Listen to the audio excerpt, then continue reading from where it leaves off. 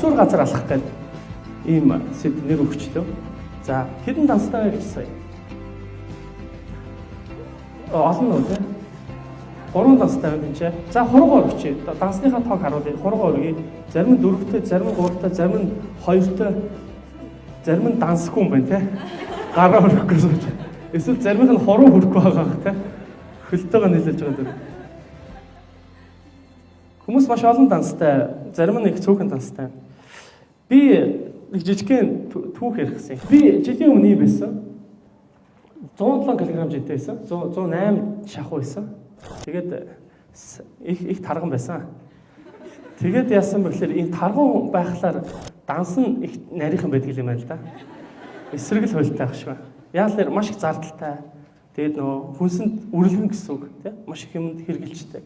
Тэгээд 3 дугаар данс үүсгэнэ гэдэг бол хүний төвчээртэй холбоотой шинж чанар байгаа юм л да. Тэгэхээр хоолоо төвчиж чадахгүй байгаа хүн тийм дансандах мөнгөө төвчих үү гэдэг нь бас айгүй том асуудал болж таарж байгаа. Энэгээр бүр зарим улс руу этик хэмждэг. Жишээлбэл Япон бол одоо тархан хүнийг улс төрд гаргадаг юм байна л да. Яагаад гэвэл энэ бит хоёр одоо өөрийнх нь гидсийг асуудлыг шийдэхгүй юм чинь юун улс орны мөнгийг идэхгүй байх магадлалтай тийм аюултай гэж үздэг юм байна. Тийм учраас бүгдээр ингээд төвчих ёстой гэдэг юм. Төвчээр бол одоо тэр шудраг зан ч юм уу тийм өөрөөрөө хорих чанар ч юм уу ийм зүйлүүдтэй холбоотой гэж л үздэг юм байна. Тэгээд би нэг дасгал хийгээл ер нь жоохон амьдрал хэцүү болоод эхэлсэн. Тэгэл дасгал хийгээл янз янзын юм хийгээл одоо нэг амьдрал хэцүү болохоор хүн бол хамгийн түрүүнд ажиллахгүй болохоор хүн хамгийн түрүүнд юу боддог гэхээр төлөвлөгөөгөө сайжруулах хэрэгтэй ч юм уу эсвэл танилцуулга сайжруулах хэрэгтэй орлогоо нэмэх хэрэгтэй гэж бодоод идэв юм байна лээ. Тэгээ автоматар л гэсэн үг л дээ. Тэгээд үдсэн чи ерөөсөө явдг бай болтгоо. Тэгэхээр нь бүгдийг хийж агаад би фитнес хийсэн байхгүй. Шал утгагүй юм байсан байх шүү дээ.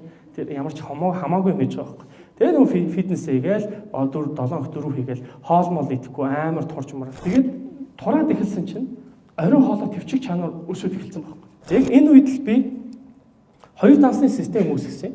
Хоёр дансны систем. Эхнийх нь харилцах данс, нөгөөх нь хадгаламжийн данс. Хадгаламжийн дансаараа сая манайх нэгдүгээр хороолт байр авахта урьдчилгаан дээр би өндөр хөв гаргасан тий. Одоо л аюу гэртээ нэр хүндтэй.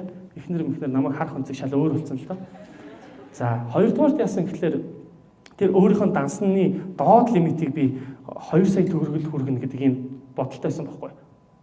Тэгэхгүй бол 2 саяас доош болчих юм өөр айгу зохиомлоор стресст нь тэргээл те. Ямар ч мөнгөгүй болчих юм тэргээл те. Дансанд 2 сая төгрөг байгаад чинь те.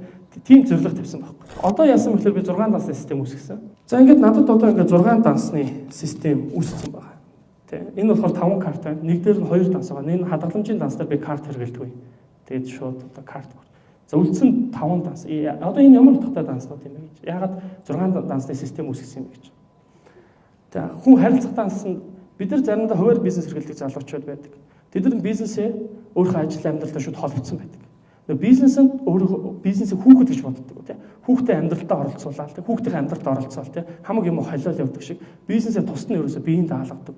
Тэгэхээр нэг их карт болохоор бизнесийн карт байгаа байхгүй. Бизнесийн дансанд бизнесийн мөнгө нь орно гэх. Ингээд эндээ хадгалждаг. Тэр бизнесийн үн энэчнээс л гарах хэрэгтэй. Тийм. Миний хувийн амьдралтай хамаа байхгүй гэсэн үг тийм.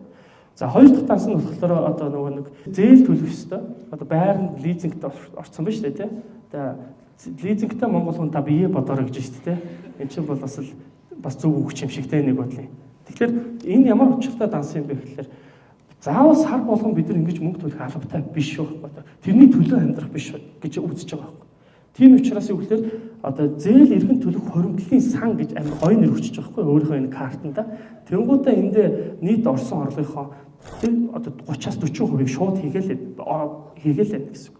Тэгээд энэ яг үгээр одоо байрны төлбөрийг энэ данс өөрөө төлж явах хэрэгтэй. Нэг сарда 3 сарын мөнгийг цуглуулж болно. Тэг ингээд цуглараад байвал.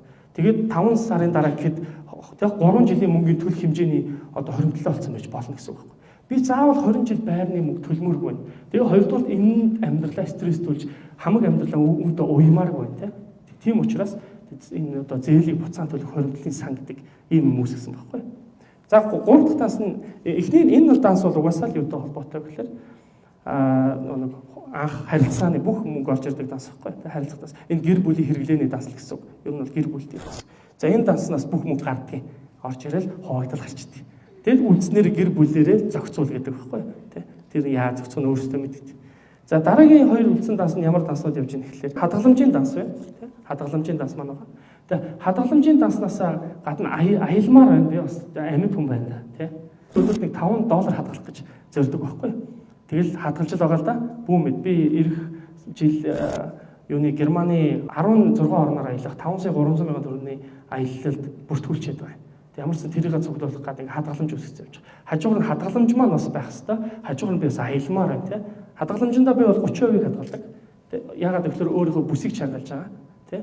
Жохон шийдэхгүй жохон олон жил даварсан гэж өөртөө бол одоо айгу хариуцлагатай хандж байна гэсэн үг л дээ. За тэгээд сүүлийн данс маань болохоор зугаа цэглэлийн данс үлдчихэ. Тий. Зугаа цэглэлийн дансаар 5% хадгалдаг. Тэгэл зугаа цэглэлийн данс тэгэл дуусал тэгэл дуусаа. Зугаа цэнгэлчин дуусаа. Кофе мофе ч дуусаа тий тэгэл чи тийм амар даварсан байж гэр бүлийн данснаас зугаа цэнхлийн данс хэрэглэнэ гэдэг ямар амар хариуцлага юм бэ те ажлын данс руу ч орцсон ч явж явах шиг те болох хэрэгтэй гэж байгаа байхгүй.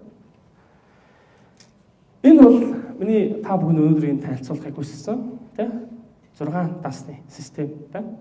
Энэ рүүгээ ингээд байнгын тогтмол орж ирсэн орлогоосоо хуваадаг. Цалинтай ч байх хамаагүй хүмүүс цалингаасаа хуваа. Хүмүүс заримдаа орлогууд нэмэлт орлогод орж ирдэг. Тэрэндээ хуваа. Бага мөнгөө хүргэж амьдрах хэрэгтэй. Хүмүүс ярьдаг. Би айгүй хөртөөлдөө тэр өр маань дуусч ижил хадгалах багтаа энэ гэж ярьдаг. Тэр өр чинь хамаагүй. Би бол маш их хөртөө байсан. Тэгсэн ч гэсэн мөнгө байхгүй гэж яваад байна. Тэгэл хадгалаа да. Ер нь хадгаламжийг ээж мэж тэлэх дэмийл байдаг л да. Шударга хэлэхэд. Эсвэл одоо яг нэг эхнэр нь бас жоохон хадгалах чанар мотод хэлээд бас дэмий. Яагаад гэвэл тэр чинь байгаа штэ хайраа гэхэлэр ч одоо бас хайр ярих гад байдаг те хадгаламж байгаад те чайгуу хүнд асуудал. Тийм учраас ингээд өөрөө өөртөө хариуцлага үүсгээд ингээд систем үүсгэж. Яг хөө тэгээд хожим угаасаа гэр бүлэрээ үр шигийн хүртгэхээс хойш тэгж үзчихээн. Тэгээд одооноос эхлээд хүмүүсээ тэгээд ходоодонд хариуцлага таав. Эрүүл мэнд чинь сайжрна, хөдөлгөөнтэй байна, толгойч ажиллана, тэгээд төвчээртэй байна. Энэ бол хадгаламжийн хамгийн чухал зүйл. Тэгээд хадгаламжийг зориултын системийн дагуу ашигла. Ингэх юм бол бүгдээрээ ирээдүйд аялна, бас сайхан амьдрна. Тэгээд бас хүссэндээ хүрнэ, бүгдээр амжилтанд хүрнэ.